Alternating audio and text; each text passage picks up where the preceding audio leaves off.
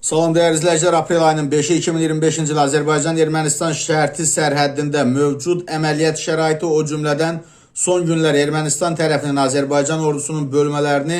mütəmadi olaraq atəşə tutması, mövqelər üzərində pilotsuz uçuş aparatları və dronlarla kəşfiyyat xarakterli uçuşlar həyata keçirmə cəhdləri geniş müzakirə edilib. Bu barədə Müdafiə Naziri General-Polkovnik Zakir Həsənovun rəhbərliyi altında aprelin 5-də nazir müavinləri, qoşun növləri komandanları, baş idarə, idarə və xidmət rəisləri, hərbi birlik və birləşmə komandirləri, eləcə də Milli Müdafiə Universitetinin tabeliyindəki xüsusi təyinatlı təhsil müəssisələrinin rəhbərlərinin iştirakı ilə video bağlantı formatında keçirilən xidməti müşavirədə qeyd olunub. Nazir Azərbaycan ordusu bölmələrinin hər an istənilən təxribata qarşı çevik reaksiya verməyə hazır olması barədə aidiyyatı vəzifəli şəxslər qarşısında konkret tapşırıqlar qoyub, döyüş növbətçiliyinin təşkili zamanı ayıq-sayıqlığın artırılmasının vacibliyini vurğulayıb.